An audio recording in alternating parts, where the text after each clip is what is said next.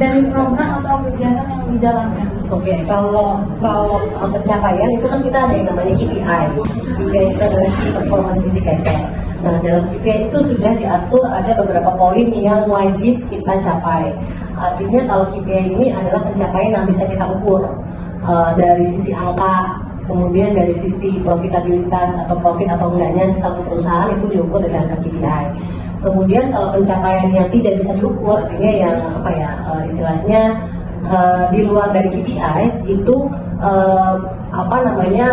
mungkin memang tidak masuk dalam KPI, tapi bisa kita jadikan sebagai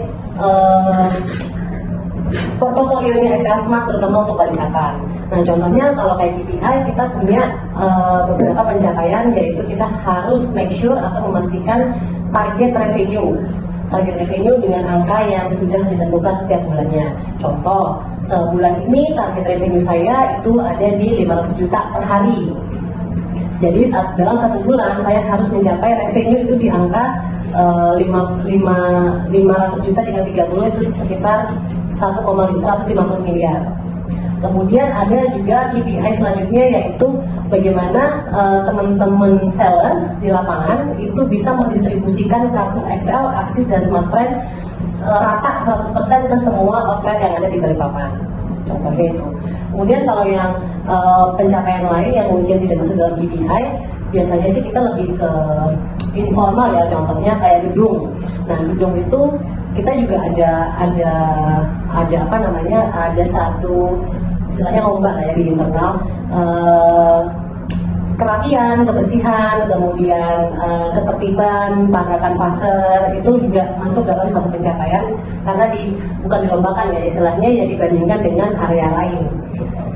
Itu sih Mbak. Menurut Ibu, apa saja saran dari Ibu agar hasil kerja kedepannya bisa lebih baik dan maksimal? Oke, kalau aku yang sekarang aku implementasikan supaya kerja lebih maksimal, artinya kalau kerja lebih maksimal itu kan kita bisa mencapai target yang sudah ditentukan.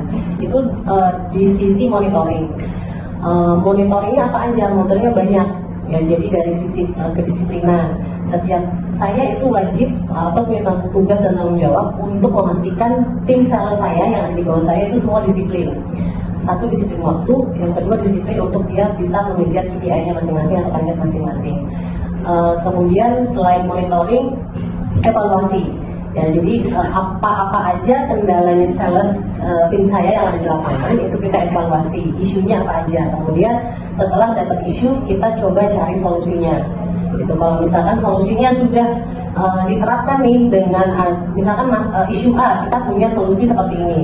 Dilihat nanti pada saat solusi itu sudah kita terapkan, dia berhasil apa enggak. Kalau misalkan masih belum berhasil, kita coba cari solusi lain.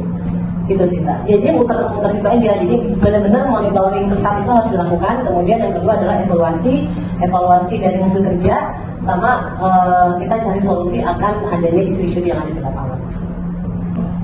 Ibu, ini apakah di Excel itu menerapkan sistem evaluasi 360 untuk penilaian kinerja? Ya, jadi 360 itu keseluruhan ya maksudnya ya. Kalau evaluasi kita memang semua mungkin di tempat lain juga sama ya. Kita evaluasinya ke 360. Jadi mulai dari hulu ke hilir atau mungkin sebaliknya.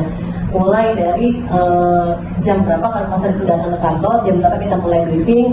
Kemudian briefing itu juga kita jaga, kita ketatkan tidak lebih dari 1 jam, karena supaya teman-teman lapangan itu bisa maksimum untuk bisa terjun ke lapangan langsung. Kemudian dari sisi penjualan sales. Kemudian dari sisi supportnya, support admin, contohnya kayak admin yang ada di sini. Evaluasi kita kalau misalkan admin yang kerja di sini itu tidak maksimal, tim sales di lapangan juga tidak akan maksimal untuk kerjaannya. Karena apa? Karena adminnya di sini mungkin, contoh yang sekarang lagi berjalan tuh tim sales di depan saya, itu mereka lagi antri barang tuh kartu perdana yang akan mereka bawa. Kalau tim admin kita tidak support dengan baik, ya artinya tidak ada tidak ada manajemen yang baik akan barang yang mau mereka kasih ke kanvaser atau ke sales, ya itu juga tim sales pasti akan terganggu. Kemudian mereka juga harus memastikan stoknya ada apa enggak yang akan dibawa sama si sales atau kanvaser di lapangan. Kemudian itu dari sisi admin. Dari sisi support yang lain, contohnya kayak power. Nah, saya juga punya tanggung jawab untuk memastikan tower yang ada di Balikpapan yang mengcover sinyal Excel, Axis, dan Smartfren itu harus berjalan lancar. Caranya ya saya akan visit masing-masing saya sih biasanya visit per hari itu 3 sampai 5 tower. Kalau saya cek di tower yang saya visit ternyata ada gangguan, saya akan langsung report ke tim network untuk segera difixkan atau diperbaiki supaya ya tower di sana tower yang saya visit yang ada isu tadi itu bisa bekerja dengan baik sehingga sinyal ke pelanggan itu tidak terganggu. Contohnya sih gitu sih, kalau 360 pasti kita semua memperlakukan itu. Kalau di sini evaluasi berbasis kompetensi juga berlaku ya? Berlaku, makanya tadi saya sebut KPI itu. Hmm. Semua kanvasa termasuk saya pun ada KPI-nya dan itu ada di dalam sistem, sudah terreport dengan baik. Jadi misalkan hari ini pencapaian mereka kompetensinya apa aja. Jadi kalau di kanvasa atau di sales itu ada 3 kompetensi yang harus mereka kejar. Yang pertama, mereka harus cari outlet baru. Kemudian yang kedua, setiap outlet yang sudah dipegang sama mereka itu mereka harus mencapai target omset. Kemudian yang ketiga adalah bagaimana caranya si kanvaser atau si sales ini memastikan barang yang sudah mereka jual ke outlet harus jual lagi ke pelanggan. Nah itu mereka juga kompetensinya ada di situ. Kemudian dari 3 ini ada satu namanya compliance. Jadi 3 ini tuh ada komisinya.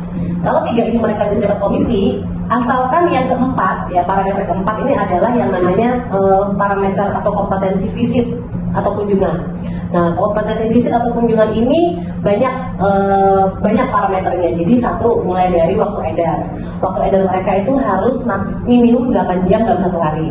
Kemudian yang kedua, mereka harus memastikan kunjungan mereka itu foto di etalase harus ada 5 piece kartu XL, 5 piece kartu Axis, 5 piece kartu Smart Friend. Kalau kurang dari 5, itu mereka tidak akan comply visitnya atau kunjungannya, tidak bisa 100% kompetensinya. Kalau menurut Ibu, sistem penilaian kinerja di XM ini apakah sudah berdasarkan kemampuan dan keahlian masing-masing karyawan? Kalau menurut saya iya, karena sebenarnya dari awal kita hiring karyawan itu kita sudah harus menyesuaikan dengan kompetensi apa yang kita perlukan.